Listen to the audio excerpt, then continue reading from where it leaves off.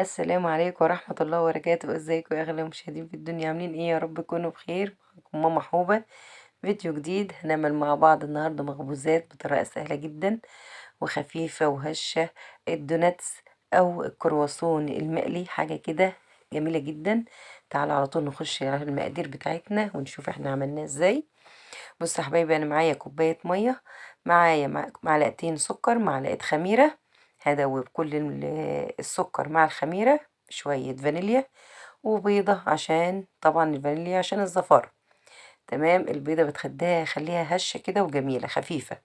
ومعايا نص كيلو دقيق نخلاه طبعا، ورشة الملح بتاعتنا أساسي. تمام، حطينا معلقتين زيت، لسه هنحط تاني مادة دهنية، وهنحط معلقة خل. بس كده وخلاص. هنقلب كل الحاجات دي مع بعضنا مع بعض. اهم حاجة تكوني متأكدة من الخميرة بتاعتك. انا متأكدة ان الخميرة دي جديدة، يعني هتتفاعل معايا على طول. انتي جربوها شوية مية، لما تلاقيها اتفاعلت معاكي كملي بقية العجين عشان ما يبوظش منك. تمام، انا عايزة عجينة طرية وناعمة وملساء كده وجميلة. هنعجن، يعني اهم حاجة في المعجنات عامة العجين. كل ما تعجني العجين بتاعك كل ما يجي معاكي العجينة خفيفة وهشة. واهم حاجة تكون طرية معاكي، يعني هي فيها سن التلزيقة كده بس ما بتمسكش في الايدين. تمام كده، نعجن حلو قوي. هسيبها بس تريح دقيقتين، هغسل ايدي وارجع لها. كده خلاص، كنت ريحتها وعجنتها حلو قوي. معايا معلقتين كبار زبدة درجة حرارة الغرفة. طبعا هتشوفوا العجينة تقولوا طباظت كده، العجينة معانا فتتت وبقت وحشة. لا، كملي عجن، ان شاء الله هتبقى معاكي كويسة. سموا الله كده وتصلوا على الرسول عليه افضل الصلاة والسلام. يحصل البركة في بيتنا وفي عيالنا وفي مالنا وفي كل حياتنا يا رب. إيه زي ما انت شايفة كده. اهم حاجة انا بسرع الفيديو عامة، يعني مش بعجن بالطريقة دي، يعني بعجن بالراحة جدا. بس اهم حاجة العجين كويس لغاية ما الزبدة تدوب معاكي، والعجينة تبقى معاكي طرية وبتمط كده عاملة زي الاستيك. يبقى كده خلاص العجينة بتاعتنا خلصناها. تمام كده. هجيب بولة بقى بتاعتنا ونحطها فيها، نسيبها تريح مش تخمر. تمام، اللي يوصل لغاية هنا بقى يعمل لايك حلو للفيديو ده، وادعي لنا كده ربنا يصلح حالنا ويصلح حالكم جميعا يا رب. جبت البولة بتاعتي دهنتها شوية زيت، ودهنت وش العجينة زيت، وهغطيها تريح 10 دقايق. على ما تريح معايا عشان اعرف افردها براحتي. تمام كده خلاص، العجينة معايا ريحت. تعالوا بقى شوفوها بقت جميلة وطرية حلوة قوي قوي، ملمسها حلو. هقسمها نصين علشان اعرف افرده. عفوا يا جماعة. هحط النص التاني واغطيه برضو معانا علشان وشه ما يشققش. وهفرد بقى على شوية دقيق كده خفاف، مش دقيق كتير. وهنحاول نعملها مستطيل. انا عايزاه مستطيل عشان اما اعمل الكرواسون يبقى معايا سهل وما يهدرش في الدقيق في العجين بتاعي، وارجع المه وارجع افرده تاني. تمام كده زي ما انتم شايفين العجينة طول ما هي مرتاحة ومعجونة كويس بتفرد معاكي، ولا كلمة ولا تتعبك في اي حاجة. كده هجيب بقى القطعة بتاعتي نقطع.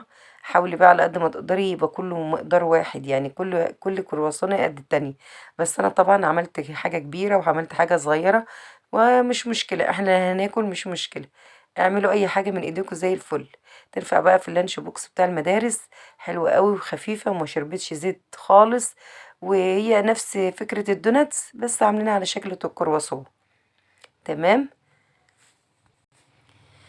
اعملي افرديها كده ولفيها زي المثلث زي ما انتوا شايفين. الصورة طبعا واضحة، ما بتاخدش وقت معايا خالص. واهم حاجة قفلي من تحت.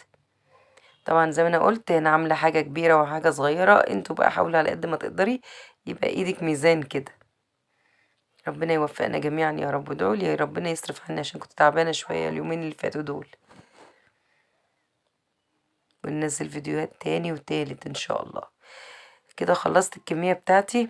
هكمل بقى المقدار التاني وهقول لكم هنعمل ايه. نحطه بقى على صينية كده ونغطيه لغاية ما يخمر. جبت الصينية بتاعتي فيها شوية زيت. الطاسة بتاعتي النار ما تكونش حامية قوي، يعني انا سخنت الزيت ووطيت خالص علشان قلبه ما يبقاش فيه عجين، يبقى معانا الكرواسون مستوي من جوه ومن بره. طبعا معاكم المقدار اهوت. لما خمرت زادت حجمها هنقلي بقى كل المقدار بتاعنا. على فكرة الكرواسون مش شارب زيت خالص، نفس فكرة الدوناتس لما بنقليه العجين ما بقاش شارب زيت. كده انا خلصت كل المقدار بتاعي، ولسه كان معايا شوية كمان، يعني هما ما شاء الله نص كيلو، عمل معايا كمية حلوة ما شاء الله عليها يعني. صلوا على النبي يا جماعة عليه أفضل الصلاة والسلام. ربنا يكرمنا ويكرمكم جميعا يا رب. كده نصفي من الزيت كويس ونطلعه على مناديل علشان ميبقاش فيه نقطة زيت. هحط بقى اكمل المقدار بتاعي. انا هحط بصوا يا جماعة هو شكله ايه، تضاعف حجمه والكمية بتاعتي حلوة زي ما انا قلت، يعني ما شاء الله عليه. هتاكلي احلى كرواسون في الدنيا، جميلة جدا وعجينته حلوة قوي وطعمها جميل. كده خلصت الكمية بتاعتي. هجيب انا معايا ايه بقى، معايا بديل النوتيلا. حطيت عليها شوية زيت وسيحتها معايا، بقت جميلة كده. حطيتها في كيس حلواني وهنخرم بقى بالشوكة أو بالسكينة كده. نفتح فتحة فيها ونحشي الكرواسون بتاعنا من جوه. هيبقى باظظ باظظ خالص، يعني زي ما انتوا بتشتروه كده، حاجة كده في منتهى الجمال. نعمل فتحة كده بالسكينة، هي كده كده قلبها هشش جدا وفاضية ومفيش فيها حاجة. هنعمل بقى نحشيها بديل النوتيلا دي، طعمها حلو قوي يا جماعة، او شوكولاتة وسيحيها بشوية زيت برضو هتبقى كويسة مش وحشة.